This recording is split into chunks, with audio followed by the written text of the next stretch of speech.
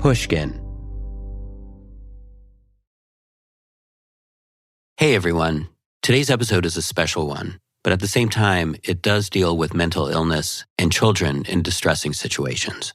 So take care when listening.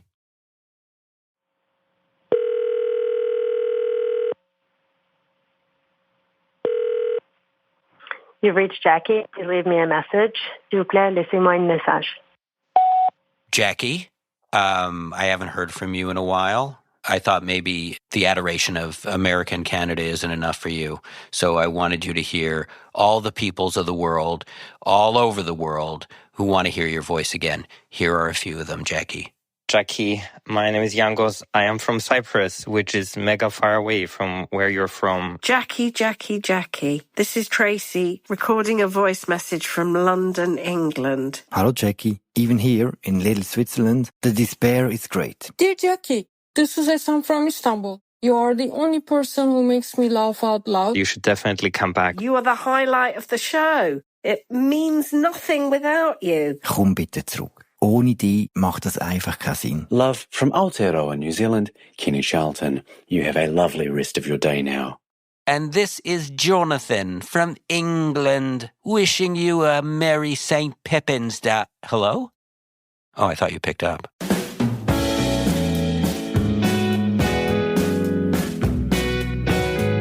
From Pushkin Industries, I'm Jonathan Goldstein, and this is Heavyweight. Today's episode, Kevin.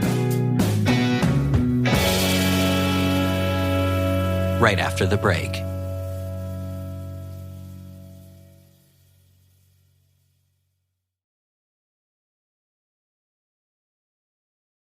Kevin's email doesn't begin with any small talk. No long-time listener, first-time writer preamble. He gets right into it. My little brother and I grew up destitute, Kevin writes, in a public housing project in Sacramento. He goes on to say that life back then was only made bearable by the presence of two boys who live next door. And this is why he's writing. Kevin hasn't seen them in over 30 years, but he still hasn't forgotten them. The two boys, his friends, Jason and Gerald. Can you hear me? Yeah, I can hear you. Can you hear me? Yes, great. The path that led him to Jason and Gerald is long and circuitous. Kevin begins the tale back in the 3rd grade, sitting in class, reading. I was reading a book on the Gremlins. Based on the movie. Yeah, the cover was the theatrical poster of the movie. And I remember it was during that moment that the teacher just said, hey, we got to go to the principal's office. And when you're a kid, that's kind of memorable because I thought initially I was in serious trouble. When Kevin arrived at the principal's office, his mom was there, surrounded by his 5 siblings. She explained that she was leaving their father and taking them all with her. So my dad has always been a real imposing, frightening figure because he would beat everybody in the family if you didn't really obey his commands. I never thought that he was malicious, but that he beated us because we screwed up somehow one way or another. So he would whip us with a metal clothes hanger, for example, or he would pinch us. And when he pinched us, it would go through the clothing and it would leave like $half-sized welts of blue and purple and greenish colors. One day, a neighbor, alarmed by a loud argument between Kevin's parents, phoned the police, and Kevin's father was arrested. He spent several days in jail, and when he returned home, he seemed different. We didn't have the word mentally ill back then, but we just talked amongst ourselves that he became crazy. And by crazy, I mean like really crazy. Whatever he endured in jail must have been so traumatic for my dad. And he invented a word at the time that everything was dirty. The dirty fixation began as soon as his father arrived back home from jail.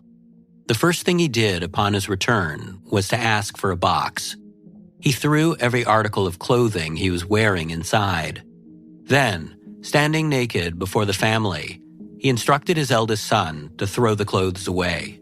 And he goes up, he takes a shower, And when he comes back down, he sees that my older bro brought back the box.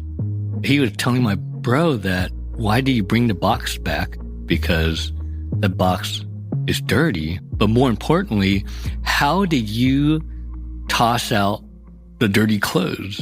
And my bro said he just grabbed it from the box and tossed it out, basically indicating to my dad that my bro touched the clothing himself. And my dad just went berserk, and he just beat my bro on the spot right there. But that was the beginning of this crazy phase where my dad just completely lost it.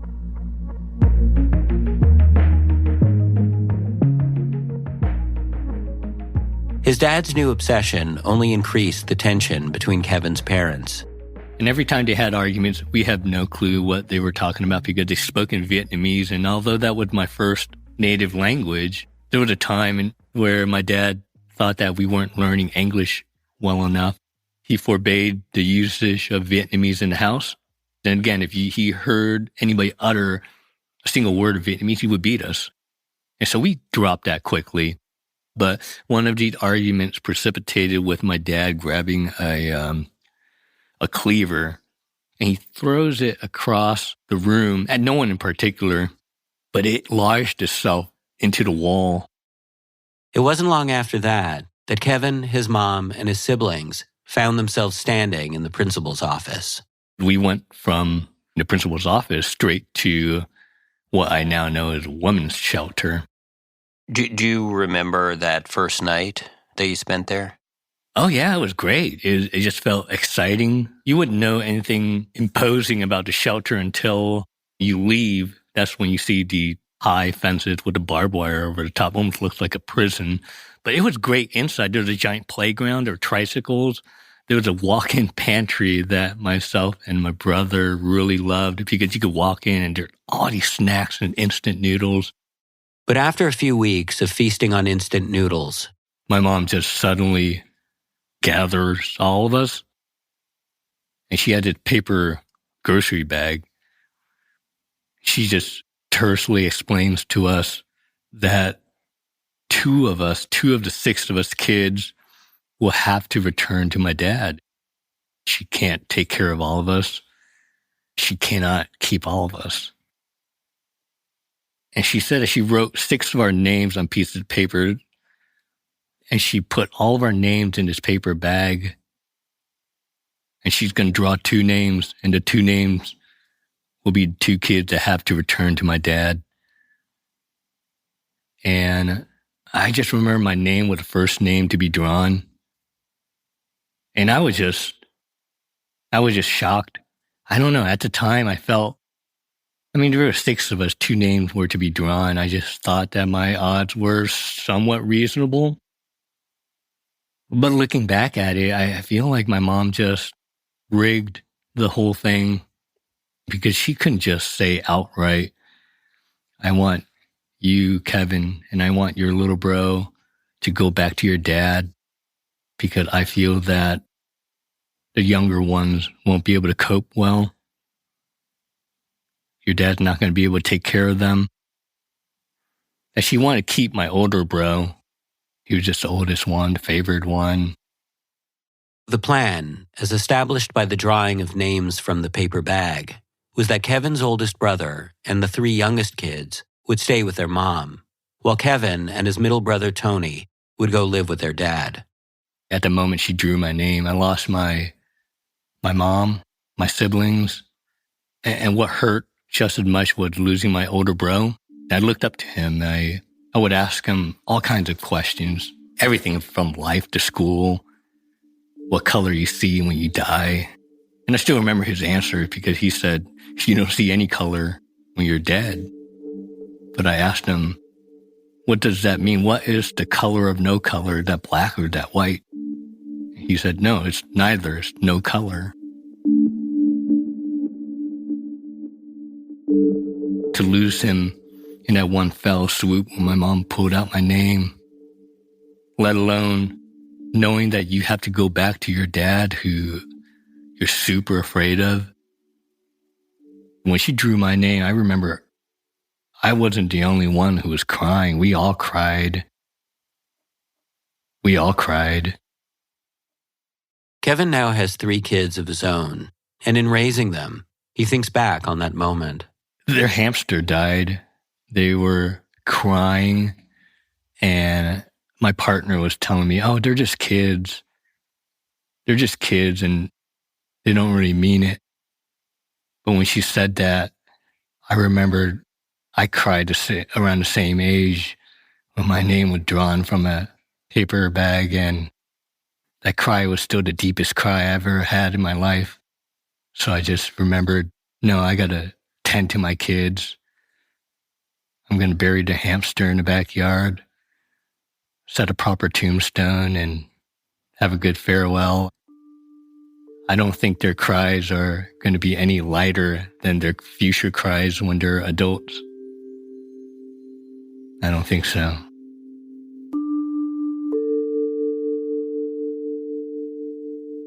For the next several years, Kevin had almost no contact with his mom and siblings. He says his mom would sometimes drop off food at his dad's place, but she was never allowed inside. Kevin was 8 and Tony was 6 on the night they went back to live with their dad at his apartment in a public housing project. I remember he was drinking.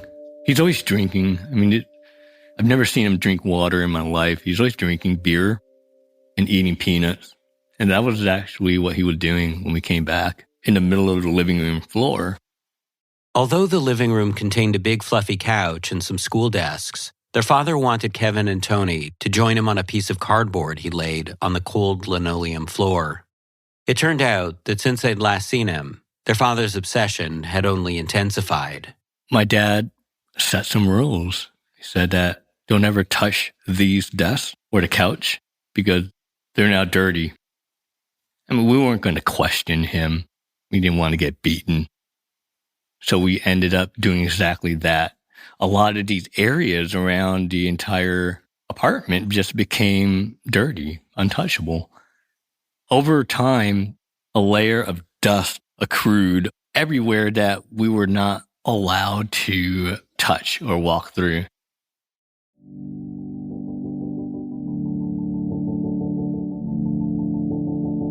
I got this pen, where a little thick pen with the different colored tabs on the top. Yeah. Where you can change from black to blue to red. Yeah, I remember those. It was a prized possession of mine. And I remember my dad, my bro, and I were on our living room floor again. And my bro was holding the pen, and he was trying to change one of the colors, but it flung out of his hands and twirled around, and it eventually settled a few feet away from him in this dirty zone. And at that moment that happened, as a 8-9-year-old, I just knew that my pen was gone, even though it's literally just 3 feet away from us. My bro and I looked at each other. We both looked at my dad, and my dad just gave us that kind of solemn shake of his head, like, I'm sorry, boys, but that's a terrible loss. So you would just see the pen sitting there? Yeah, and then it would be absorbed by the dust. Over time, it would just become covered with dust itself. Even when their father wasn't home, Tony and Kevin didn't dare step into the dirty zones. I think we were also afraid because if you ventured into one of the dirty areas, you would kind of leave like literal footprints into that dusty area. It would be pretty obvious. And so I remember one time a policeman entered our home because there was some kind of robbery and the cop was trying to find this person. And I remember his face the moment he stepped in, like, holy crap. Like, he was asking me, you guys live here? And he was trying to search the house. And I was pleading with him. I was like, please don't go over there. Don't open that door. And that this side closet was part of the dirty zone. And I didn't want to get in trouble. And thankfully, I remember the cop just acquiesced. When Kevin speaks of that time in his life, it's as an accumulation of losses. The loss of his brothers and sister, his mom, the loss of all the rules that made reality reality, which is why he still remembers the one real gain from that time, friends. Those boys, Jason and Gerald. They were a white family living with their single mom. Jason was witty and funny. Gerald was kind of goofy looking but lovable. Gerald was Tony's age. Jason was Kevin's. They had video games and a mom who was nice to them. Every morning we would wake up, we'd go outside, just yell out, "Jason, Gerald, what are you up to?" And he would come back out, groggy-eyed, wiping their eyes. We would just hang out all the time. In a life that was filled with significant, often traumatic events, the time Kevin and his brother spent with Jason and Gerald was notable for just how unnotable it was. It was simple and fun. It was time spent just being a kid, building secret passageways out of cardboard boxes, racing bugs through obstacle courses, and climbing the highway retention wall to watch cars speed by. They swam at the public pool. They played with firecrackers, blowing up Snapple bottles in the park. Then there were the comics Kevin made. It might have been a smorgasbord of different characters I drew at the time, like one of the Teenage Mutant Ninja Turtles or Batman or Bart and Garfield, or all four of them in the same comic. Who knew? They offered me $0.25 for every comic book I drew and gave it to them. So I did that, and I used the quarters to buy myself candy. Hanging out with them was always a blast for 12 hours a day. Did you ever have friends like that before? No. And it helped soften my bro and I's plight situation living with our dad, that we could hang out with Jason and Gerald. Jason and Gerald were the only people with a window onto Kevin and Tony's lives. Quite literally, their apartment window looked directly in on Kevin and Tony's window. And I remember one time my bro and I would take a bath and we didn't have towels and we were shivering and we ran back to our bedroom and we were trying to put on our clothing, but it's really hard to put on clothing when your body's wet. And the next day, Jason and Gerald would come up to us and say, "Hey, why were you and Tony dancing on your bed naked?" Why didn't you guys have towels? I don't know. We just didn't have towels. We didn't have a lot of things as kids. We didn't have a refrigerator. That's the wild one that's hard to imagine. But the refrigerator was part of the dirty zone. And the refrigerator worked? I think it was plugged in, yeah. We just couldn't use it. And so whenever we purchased food, we would have to consume it within that day, including a gallon of milk. My dad believed in giving us milk. And I remember my dad thought he had a genius idea. He didn't want to waste any of the milk, so he told me and my bro just jog in place outside so that we would want to drink more milk. And that didn't bode very well, and we ended up vomiting all the milk out there. I imagine if Gerald and Jason had been watching from their window, they'd have seen their little friends looking like they were in some milk-sponsored version of boot camp. But no matter what unbelievable things they saw, and no matter what unbelievable things Kevin told them about off-limit refrigerators or pens or couches, they didn't belittle him, didn't tease him. They accepted him. They never doubted me when I told them these things. They wholeheartedly believed it. At a time when Kevin and his brother felt so doubtful of their own reality, so isolated, Jason and Gerald were not only allies, but a check on their sanity. They were always there, until the day they weren't. Tony and I would go home one day and they were gone. They were just completely gone. Their home was cleared out. Kevin's father said that Jason and Gerald's mom had died. And so, that very same afternoon, the boys' grandparents came and took Jason and Gerald away to live with them. Our friendship just suddenly got severed. There was no farewell or anything like that. We just went from hanging out all the time, being best buddies, to one day just not even seeing them. People had left Kevin's life before, but Gerald and Jason didn't leave. They vanished. And when someone vanished in the early 1990s, they vanished. No cell phones, no emails. But the boys were always with him. Like in college, when Kevin's father died, his thoughts turned back to Jason and Gerald, how they must have felt losing their mom. Kevin's an adult now with a family and a career in biotech. Yet anytime he's introduced to a Jason or a Gerald, his mind always leaps back to his Jason, his Gerald. So now, 30 years later, Kevin wants to find them, the two boys who were the only witnesses to the hardest part of his and his brother Tony's life. I've always wondered about them and what are they up to? Are they all right? How are they doing, first and foremost? Did they get over that kind of grief and loss? Because I can't even imagine losing your sole parent at that age. Because they always referred to themselves as white trash. They called themselves that. They did, yeah. Always in a joking way. But every time I read about, like, for example, the opioid epidemic, where a lot of rural whites were hammered, sometimes I wonder, are Jason and Gerald okay?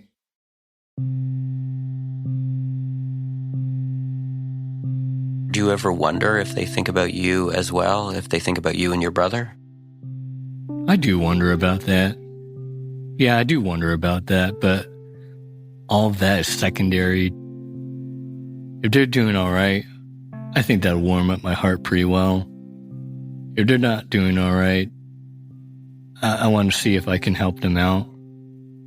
And at the minimum, maybe just say hi, that I've just never forgotten about them.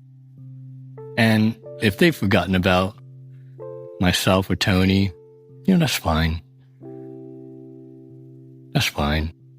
I'd just be just as happy to find out that they were doing all right. Like what normal friends would probably want, right?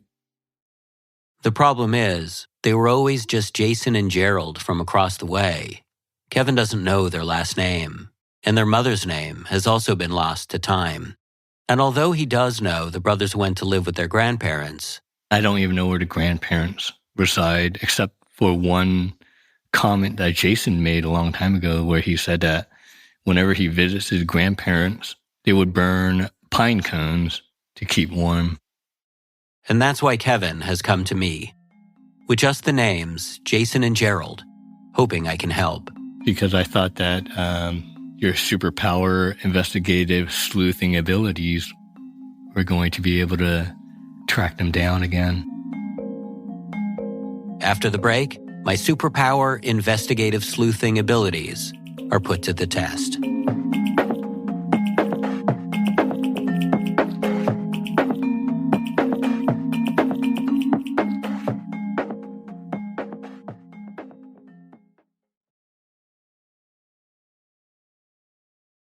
Kevin remembers his own address from back then, and clicking around on Google Maps, he's able to determine which house was Jason and Gerald's.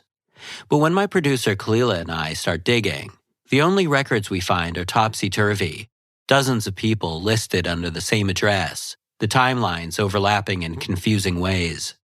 So without much else to go on, Kalila skims the records, searching for any single women who lived at Jason and Gerald's apartment number in the early 90s. Then, using the surname she finds, she starts dialing. Hello? Hi, is this Jason? Hello? Is this Jason? Oh, snap. You got the voicemail. You know what to do. Later. Wow, I really fell for that voicemail. Hi, my name is Khalil Holt. I'm looking for a Jason who has a brother named Gerald. Kalila phones dozens and dozens of numbers, leaving messages for Jasons and Geralds across the nation. Many of the numbers she tries are disconnected entirely. We're sorry. You have reached a number that has been disconnected. You have reached a number that has... We're sorry. We're sorry. We're sorry. And while some Geralds and Jasons do answer the phone... No, I had a dad named Gerald. No, ma'am. I was born and raised in Texas. They're never the ones we're looking for. Unless you're giving away millions of dollars, and then I can make it be. No, ma'am. I'm sorry. Wish I could help you. One Jason does helpfully text that there's another guy with the same name a few towns over. I've spent a night in jail for a warrant in his name, he writes. Too bad your podcast isn't about that.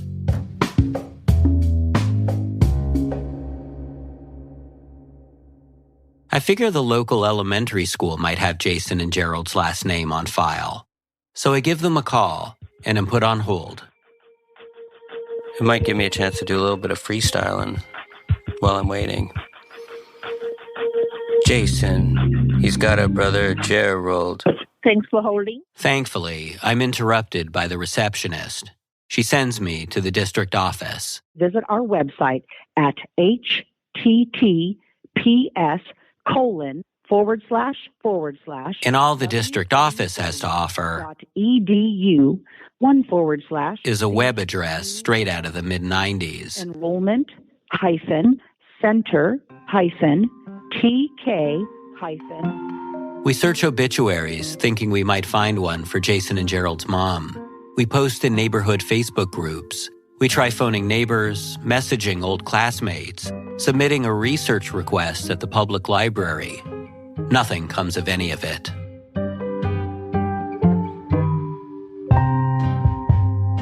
After 2 months of dead ends, Kevin returns to the housing project to look for new leads. One of the last times he went back was to show his wife and 3 kids where he grew up, but the kids were too scared of the neighborhood to get out of the car. This time he goes alone, and it's while walking by his old building that Kevin has a realization.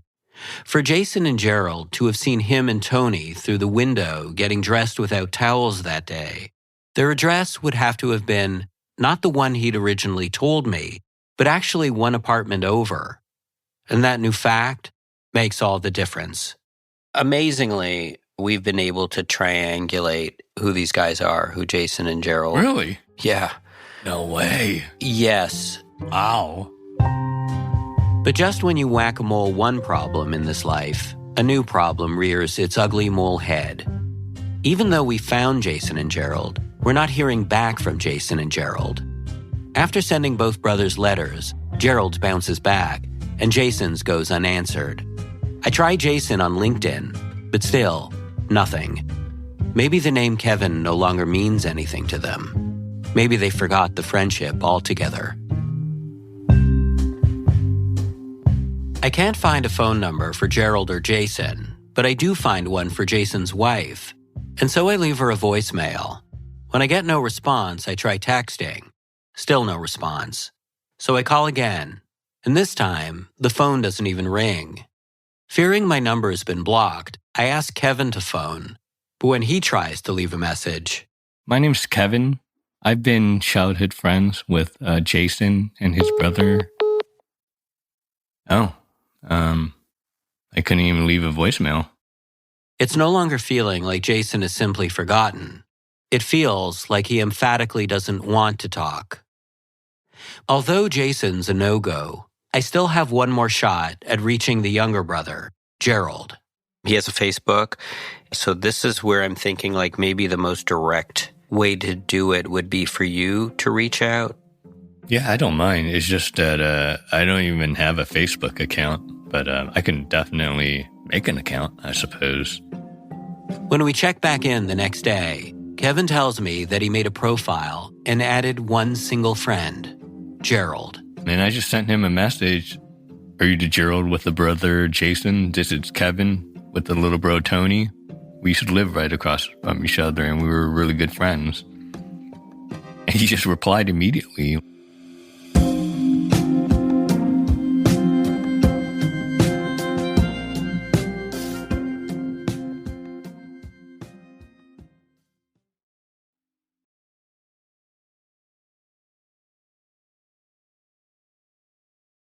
It's been an eventful 24 hours.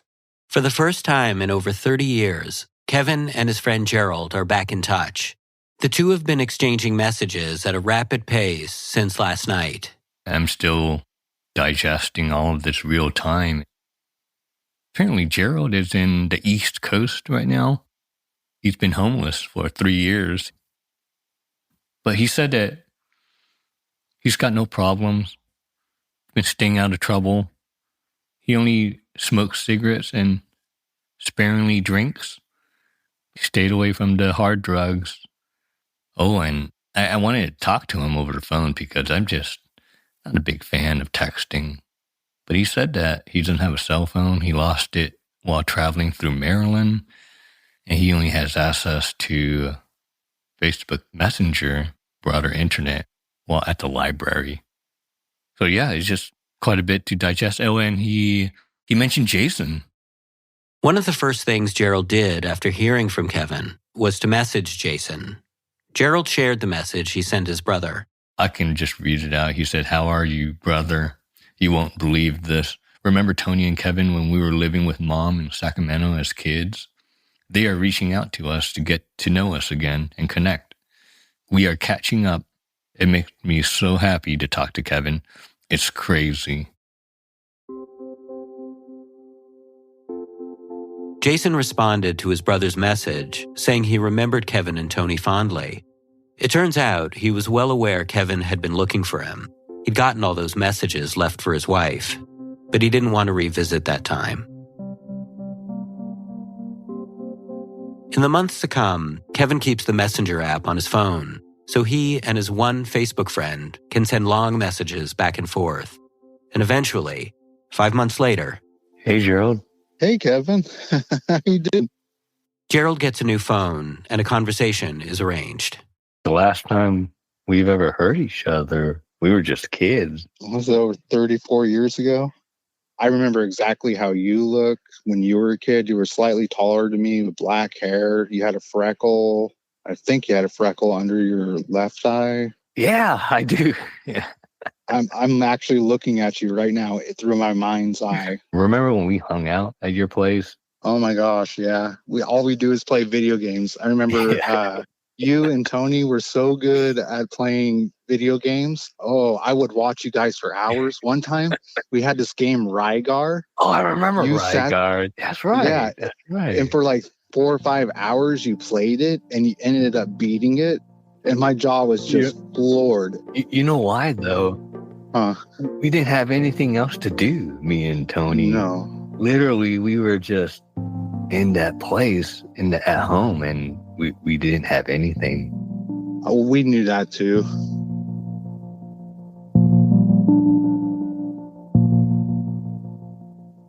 I remember you guys came over once, right?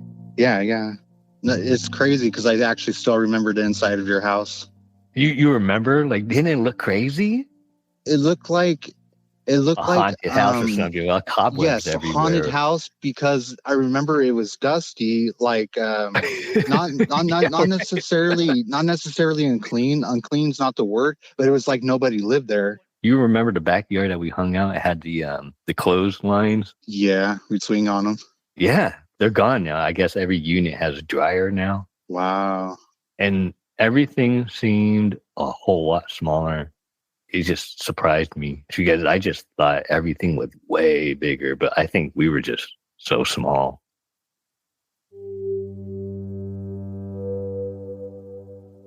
You know, growing up with you, I always thought that you would become like a comic book artist, like a professional one. I mean, I would pay you $0.25 a piece for them because I like them so much. Remember how you would always bug me about, when's the next issue coming out? When's the next issue coming out? Yes. Oh my gosh. You have no idea. They were so good. They were so good. All these decades later, Gerald still remembers the specific Bart Simpson plot lines. There was an electrical monster that Bartman would fight. You'd make them... Oh, I just unlocked an old memory that I hadn't thought about. You would use your old tests and papers from school and you'd fold them in a way where the backside would be the comic book and I could unfold them and I'd see your work for school. I didn't even realize that. Yeah, but that would make sense because I wouldn't have access to paper anyways. And I held on to those for like 15 years. It turns out Gerald was out there looking back just as much as Kevin was. I always thought of you too. Making friends with you guys was just a big breath of fresh air. I mean, at school, I was never able to make real friends. A lot of the kids were actually really mean. I got beat up a lot. But I had Kevin and Tony right across from me. I mean, those were my friends. Those were the only two friends I actually had growing up. I really never made that kind of connection again.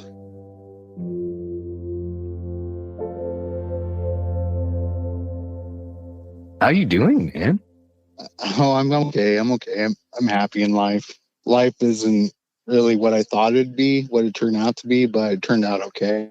And I am myself and I'm happy. It's not like I'm living a life where I wake up and go to work and realize I'm unhappy, but just do the same thing every other day. I'm kind of just free and by myself now. You seem to be doing pretty resiliently. That's the word, resilient, really. When you first become homeless, it's scary, but it's kind of a adapt or die kind of scenario. And one thing I found out about being homeless is it's a bit easier if you can blend in with other homeless people. If you can find an area that has resources and other homeless people, you're more likely to survive better and not be a target, because it's pretty dangerous being homeless. People don't like homeless people. Did you find yourself targeted? Yes, a lot. I've gotten beat up a few times, but I've also been helped too. I've had a lot of Christians help me, which is something amazing. A lot of people helped me on my way. Good people.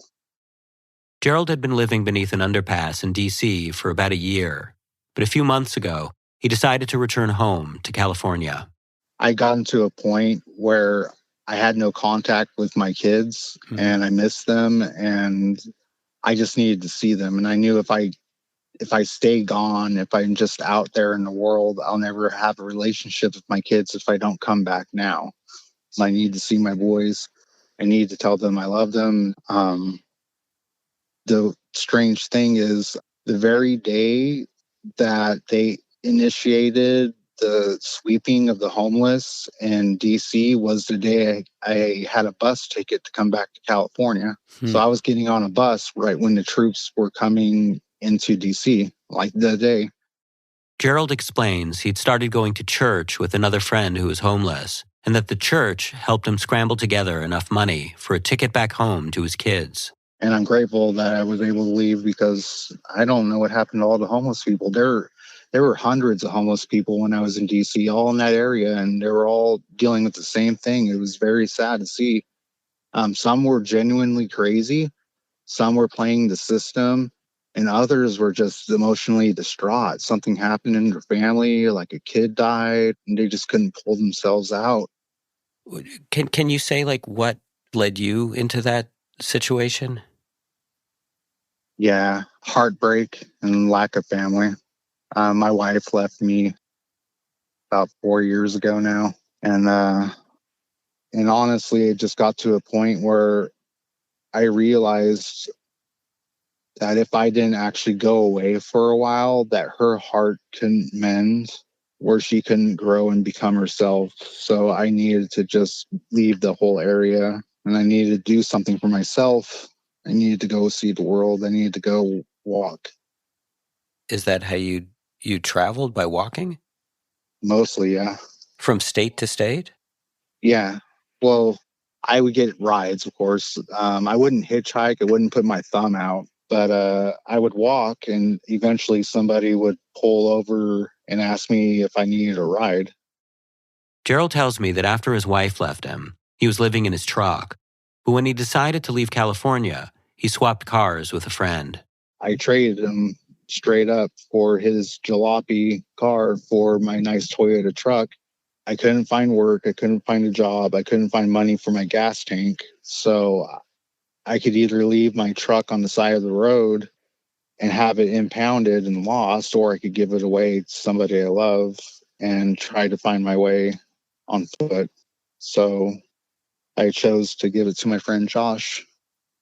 And I drove his car up through the Sierra Nevadas into Nevada. And then when it ran out of gas, I just started walking. For the next several years, Gerald traveled all over the country. From Nevada, he went to Kansas, then Oregon, Alaska, Tennessee, and eventually Washington, D.C.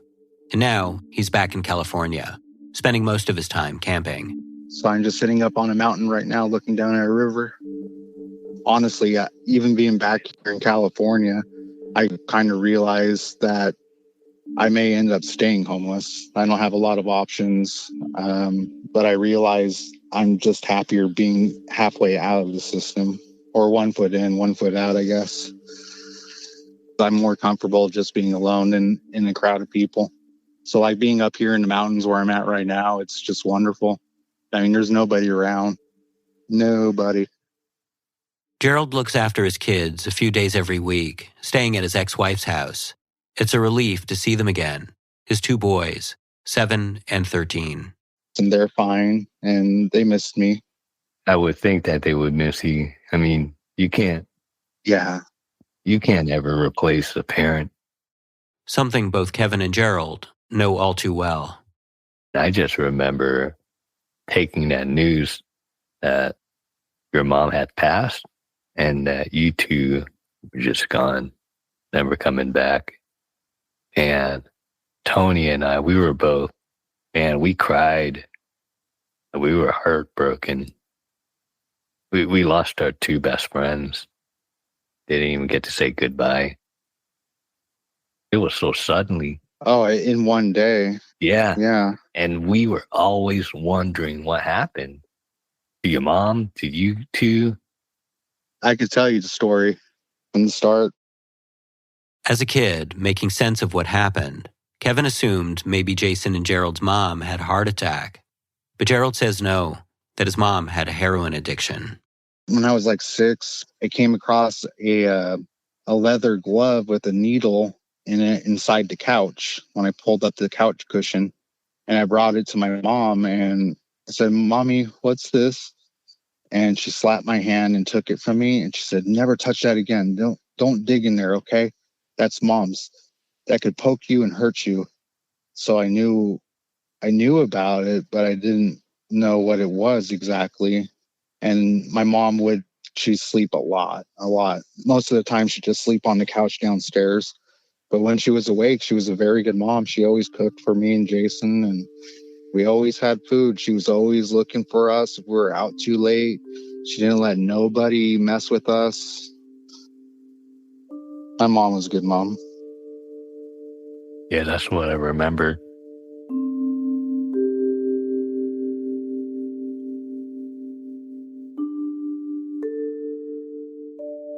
The night his mom died, Gerald remembers hearing a thud upstairs, but he didn't think much of it.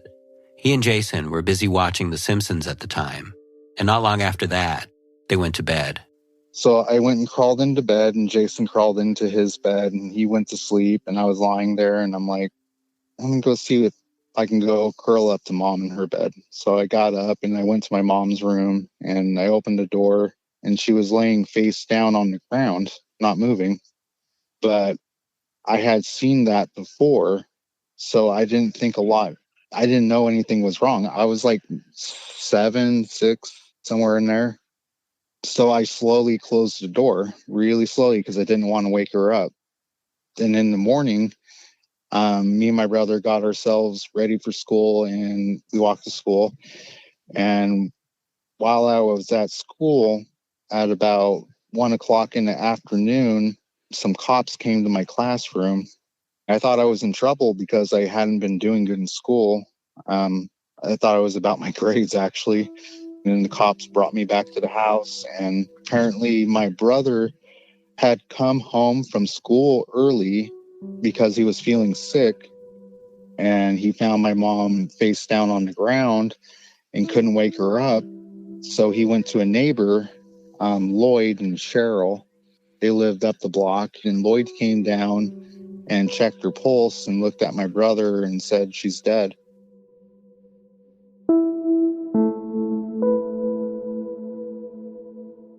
And I didn't even realize she was dead. I didn't know, even when the cops brought me into the house, and the house is filled with cops, and my grandparents are there. Nobody's told me what's happened. So I'm just looking at everybody, and I'm wondering where mom is. And then a cop comes up to me and says, "We're going to take you to Burger King and get you something to eat." So a cop actually took me and my brother to Burger King in his cop car and bought us lunch.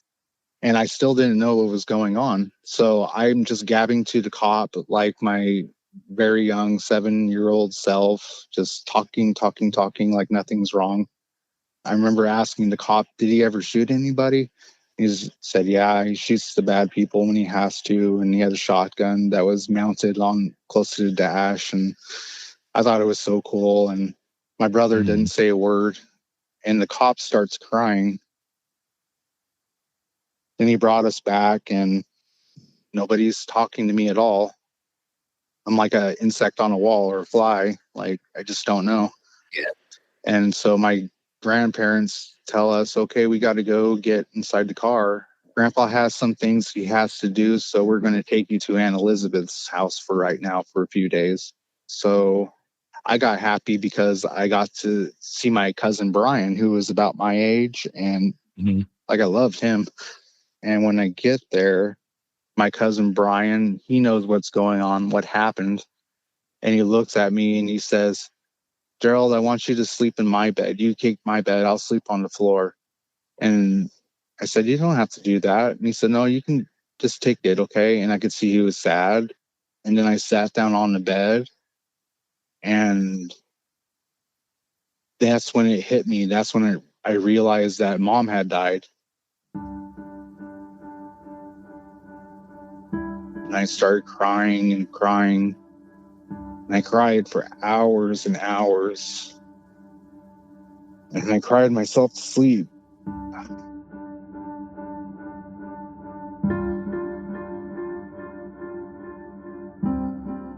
After all that, my brother ended up becoming really quiet. He never really talked to me very much after that. And I don't know. It just seems like the world got a lot colder after that.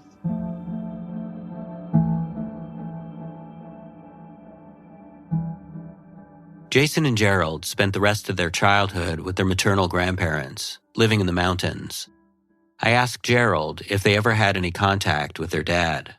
No, he died before I was born. Oh, I see. I'm sorry. It's okay. I never knew him, so there's no effect, you know? Yeah. But I do know a story. My dad, right before he died, he asked my grandfather for $500 because he needed to buy a car so that he could go get this job. And my grandfather didn't believe him, so he said no. And then the next day, apparently, a neighbor had come across my father's hanging body from a tree and called my grandfather. And my grandfather cut him down and looked at his body on the ground and said, what a waste.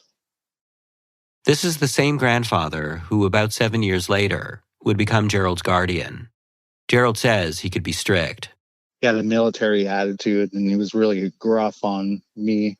And Jason?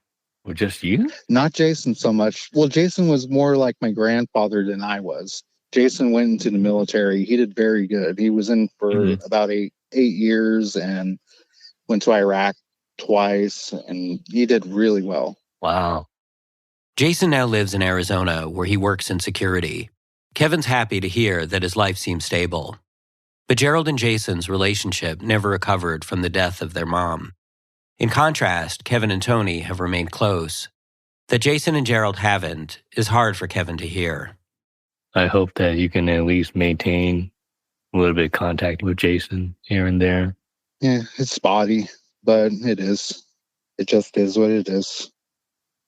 Some people, everybody's different. We all have our own special abilities. We all, are good at our own good things. One thing my brother isn't so good at is dealing with the past memory of my mom's death. He kind of locked it away, I feel. But it's his memories to keep, and he doesn't want to dig them back up. And I think that's the big thing. If you ever see him again or communicate with him again, can you let him know that, yeah, I never forgot about you. About him. Yeah. Yeah. It's all right if you didn't want to talk about it. That's fine. I just want to let him know that Yeah, Tony and I were real sad, and I never forgot about him. I'll tell him.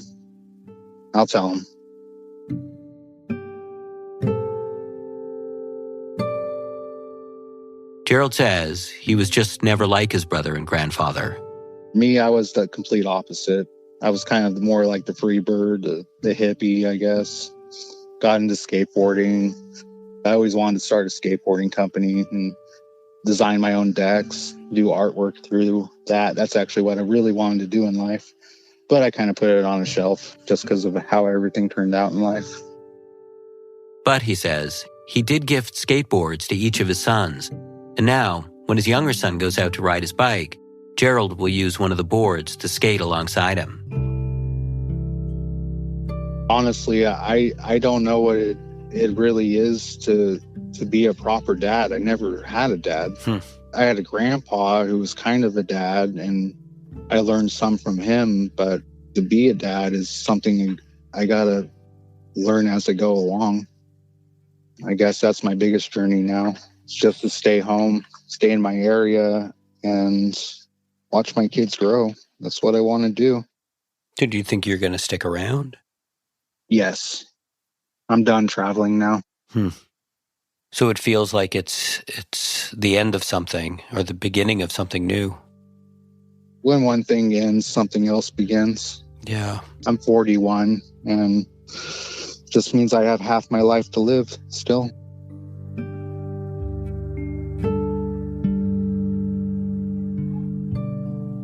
After my mom died, nobody in the family would talk about it.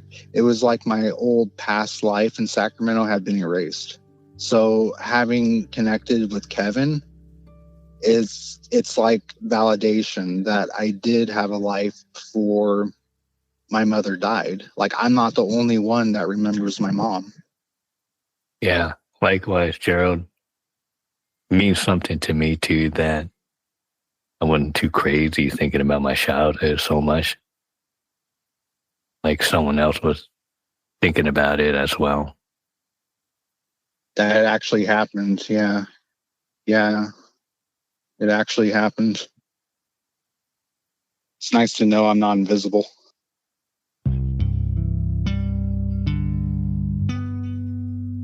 I'll see you in a bit. We got to catch up. I'll make a visit up there. Yes, you will have to come up. Yeah, I've never been to that area before. So it's beautiful. It'll be a new place. Yeah, it looks like it. You will love it. I promise, Kevin. I'm sure I will. Okay. All right. Bye. All right. Bye, Gerald.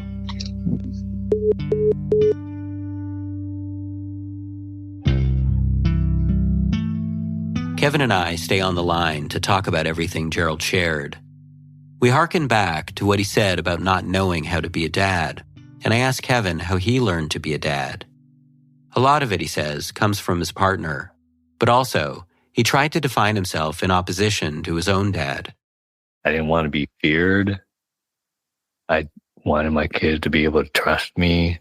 I wanted to be warm and open to them and good time with them.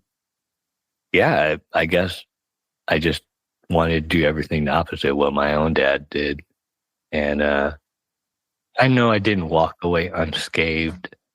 Both me and my bro, probably my entire family. I feel like sometimes I sort of like PTSD almost. Kevin tells me how when his kids joined Cub Scouts, he volunteered to be an assistant scoutmaster.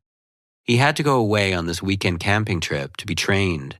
When he got back home, he pulled into the garage. Everything in the house was quiet. I remember unloading the car and calling for my kids because I thought that they could help me set up the tent in the backyard to let the tent properly dry and all that, but there were no response. I noticed that they were like in the living room or something like that, playing board games. They kind of nodded at me like, oh, Dada's home. And I just remember feeling like immensely overwhelmed with sadness. I just remember sitting down in another room on the couch, just being super removed and even wondering about why I was feeling that emotion. And it took me a little while to process, like, why this black cloud was just hanging around me. And I guess ultimately what was going through my mind was I felt like my family didn't really want me. And maybe I was envisioning that they would miss me and they would greet me, but because they didn't, I got that sensation that like I wasn't wanted. And I didn't even know how I was processing it, but it reminded me of the time where, like, how my mom would draw my name from a paper bag. She chose me as the first kid that she didn't want. And it didn't go.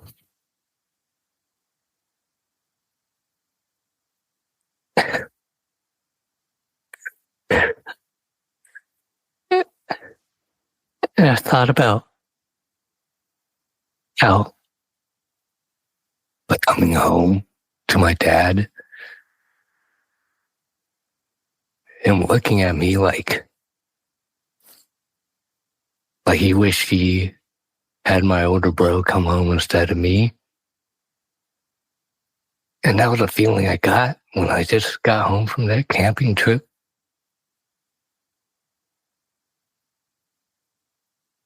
Like nobody wanted me. Yeah, it's just a terrible feeling. I remember my partner, she came back out and she saw me, and I didn't know how to explain it to her, but I just told her I wasn't feeling well. And then meet my family in the other room and be normal again and say, hey, what's everyone doing? What game are you guys playing? And life would just carry on.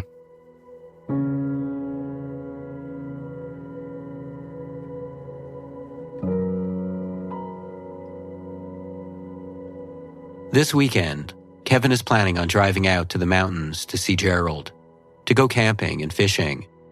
Gerald says the fish are jumping. It's the beginning of something new. Life carries on.